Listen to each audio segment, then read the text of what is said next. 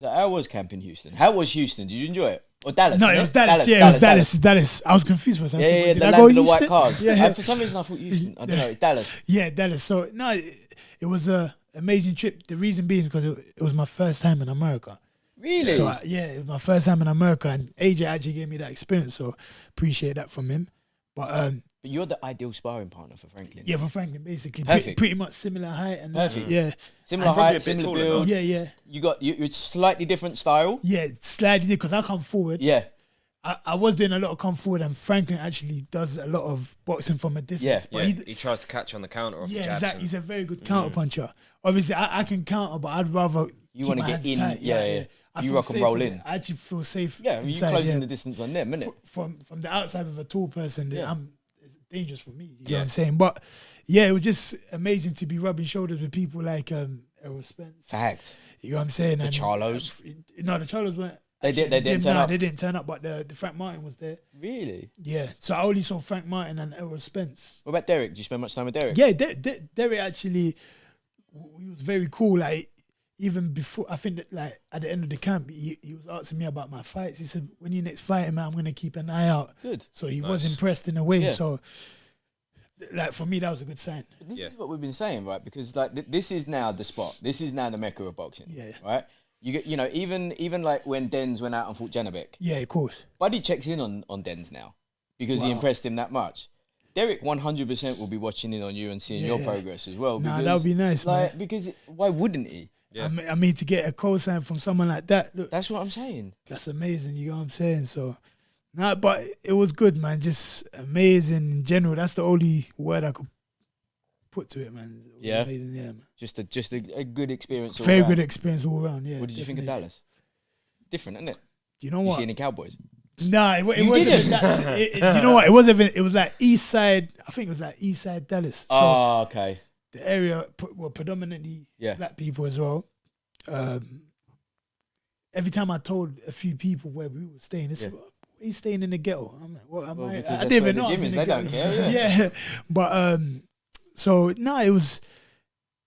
I thought it was gonna be prettier. I'm not even. Yeah, Dallas is quite flat, and it's like flat and empty, and then in the middle there's like a nice little section. They're trying to make like new buildings and stuff, but like there was houses and buildings that are like run down, and I'm like, people still living there. And I actually said that if I filmed this, and showed it to my people in Africa and Congo, and showed them that this is America, do you want to come? They said, forget that, I'd rather stay here. I've been in Africa. Africa's better than that. Really? Straight up. Wow. Yeah, you know what I'm saying? That's mental. Like it didn't look pleasant to me. You know what I'm saying? But some bits were very nice, but some bits were really bad. So it was just a mixture. Like I actually haven't been to them bits of Dallas. Okay, I've been to the nice bits. The Cowboy bits. Yeah. But like I would imagine it's quite like Philly, because Philly's got a really nice, like most of Philly's really nice, and then when it goes hood, it's so hood. Yeah. That's what I think with America. When it's hood, you're done. Yeah. Yeah. So I feel like we literally was in a very hood place. It's probably worth it. Yeah. And also shout out AJ. Yeah, he's got 110 mil plus in the bank, and he's in the hood. Yeah, exactly. Living it. But the thing is, the only reason why we're there is because the gym is there. So, But then they're the sort of areas that are a little bit untouched anyway. They're left to their own. But tell her like where we stayed was pretty, like the hotel we stayed was amazing. I'm not going to lie to you. I've never been to a hotel where they have a kitchen inside a hotel. Really? Yeah, that's what I'm saying. What, like, in the room? Yeah, in the room. So they were like serviced apartments. They were like... Yeah, it's like a little apartment, That's literally. nice. So it was amazing. Like literally, I've never seen anything like that before. I have my own big fridge, and it was just amazing. The rooms are really nice, actually. Lovely. Yeah. How was... You sparred AJ, obviously. Yeah. How was that? No, it was good. Yeah. I learned a lot. Like for me, it was more of a measuring stick. Yeah. You know what I'm saying? Like to see what level I can get to. Yeah. So for me, I was happy with the spot. He was actually happy and impressed with me. Perfect. Obviously gave me a lot of props as well. So I knew that I was doing something right. Nice. You know what I'm saying? But me and AJ, as he did with everyone else, he just sits down, he speaks to us he will sit down and speak to us for an hour. Yeah. You know what I'm saying? So he's good people, drops us gems and asks us what we're doing and what we're up to and what we think of this and that. So he's an open person. He's really cool. Yeah. Like he's an amazing person. But in terms of sparring in general, I did learn a lot about myself. Yeah. Which is key. And what was the power like? Well, obviously with You have 16s and headgear and stuff. no, it's not even 16s. We're sparring at 18, so it's even less. Yeah, you know what I'm saying? So you don't. But yeah, It's there. He's strong. Yeah. He's strong. He is a strong guy. Yeah, he's powerful. That's nuts. See, I'll never forget. There was one video that I saw of AJ where he's having his hair cut, and he's obviously in the chair, and he says to the barber, "Why are you not filming this?" And he's like, "Oh, I didn't think you'd be cool with it." And he's like, "No, film it. Film it. Get whatever you can from this." Exactly. Right? And I like that. And if he's got you in now, and he knows TKV, he's gonna have TKV maybe at other camps for some similar opponent and stuff like that. Yeah. It's just such a good marker. It's very true. It's very true. Even when Sky posted it saying that I was AJ's chief sparring partner. Of course I do. You're a Sky fighter. Sky fighter, so they have to guess it up a little bit. I told my nan that you're AJ's chief sparring partner. But yeah, you know what? So obviously they said I was his chief sparring, so I must have said to these guys, I said, "Yo, look, they said I was his chief sparring partner." He goes, "Yeah, that's it. That's what you want. Own it. Yeah, own it. That's exactly what they said. That's 100%. If Sky is saying it, then it's true. It's true. Who cares? You're not the one saying it. The media is exactly so. Get all of the pictures of you and him together. Post them. Push them out. Yeah, but obviously there was more of us. But you know how things are. You know, trying to push it out a little bit. Yeah, but yeah. And he calls it how he sees it as well. I remember after the AJ fight, he put something on his story, and he said something.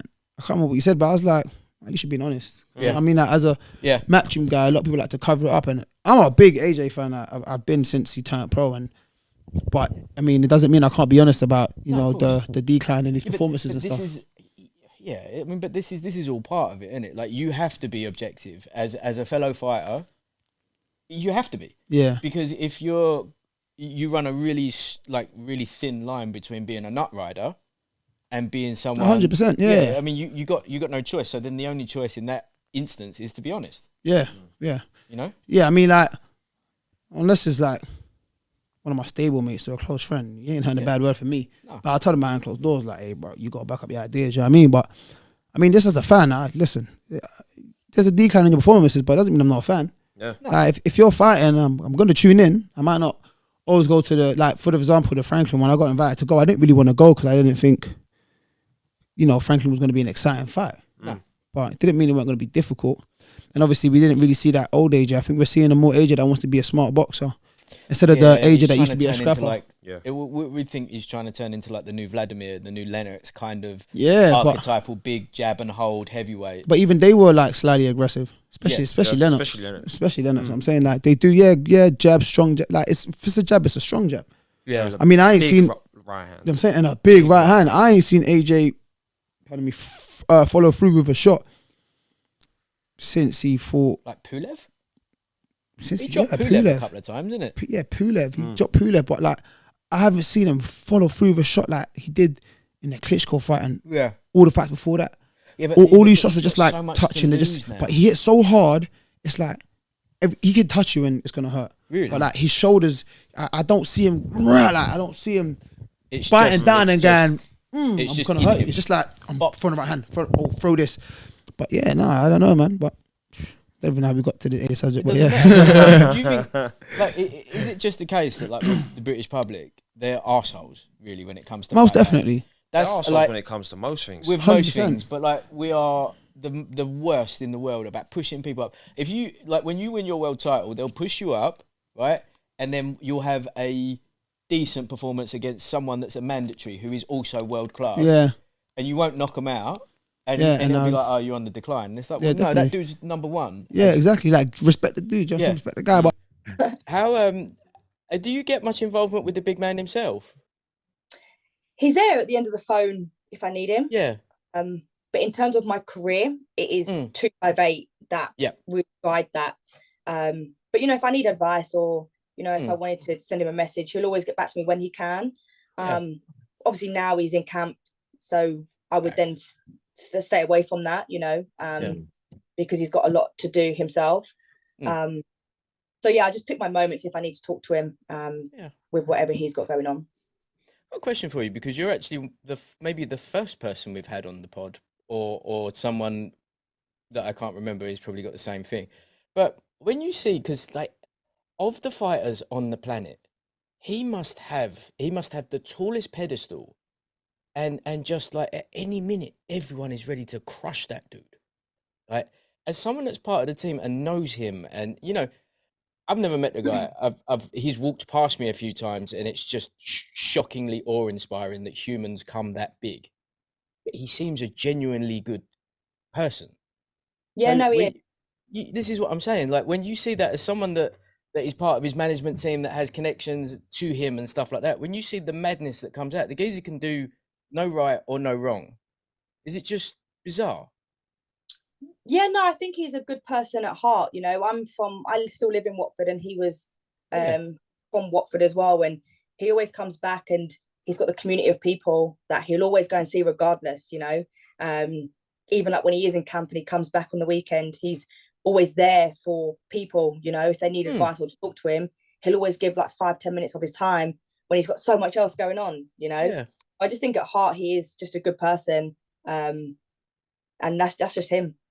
Yeah, that's why I find it so fascinating that like the boxing fans and press are so up and down with him, because it's just like, what do you want from the geezer? Yeah, I think that's just the public though, isn't it? You're always going to get that regard. They don't, it's because they're not proper boxing fans, though. It's that whole like wave of you've attracted the football fans into now watching boxing, and now they're like, fickle as they are with football as they are with boxers. I will never ever forget after AJ Usyk 2, because Shaz, I work in an office. I will never forget the casual chat that was going on about that fight, and you just hear it, and it's just wild stuff, like, you know, overrated and words to that effect, and you're like, well, the geezer that he's fought is gold medalist. Yeah, he's been boxing since he was 4. He's a protege of the head of the Ukrainian team. Like, he's all of the things that AJ did. AJ started, what, 18? Yeah, I think so. You know what I mean? Like, Usyk would have started boxing at 4. You just can't, there's just a gap. Like, it's just, it's very strange. Very odd. No, AJ, he has done very well, you know, for the time he's been in the sport, who he's fought, his resume, what he's done outside of boxing as well. I just think it's very admirable and inspiring, because at the end of the day, boxing is a business. You know, when he's all them people, been heavyweight champion of the world twice, and achieved so much outside of the sport. So he's done very well.